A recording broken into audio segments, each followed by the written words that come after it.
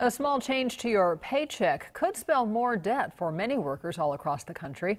Despite Congress passing a recent tax package, the temporary Social Security payroll tax, which was set 2 years ago, has expired. 23 ABC's Carlos Correa is in our studio now with what this means for our bottom line. Carlos?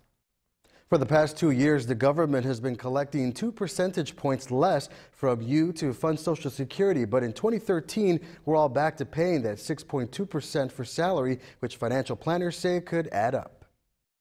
Financial advisor Rod Palmer is expecting to be busy over the next few weeks. Ready or not, here it comes. Palmer is helping many people through their own personal fiscal cliff. The idea of this fiscal cliff, is more to do with, how are the tax increases going to affect my paycheck? And I think that's the main concern at this point. As a result of the Social Security payroll tax, people will see a smaller paycheck in 2013. 2% of $40,000 is $800 a year.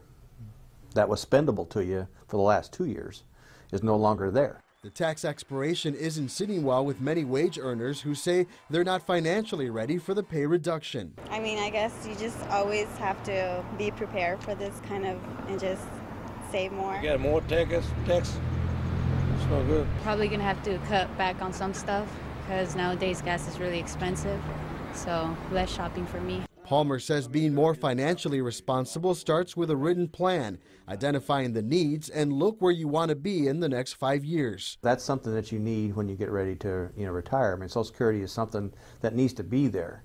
So the funding process, and how that changes over time will be, yet to be determined. So it's hard to make plans with your Social Security benefits, kind of not knowing what's going to happen down the road. If you're in your 20s, Palmer says you should be putting aside 10 to 15% from your paycheck or more if you're already in your 30s or 40s. What people typically do is they spend what's in their paycheck. In other words, they adjust to what they have net to spend, and they make a decision as to how to spend it. So, the 2% coming out of your paycheck, I mean, you're just going to have, you will adjust to it.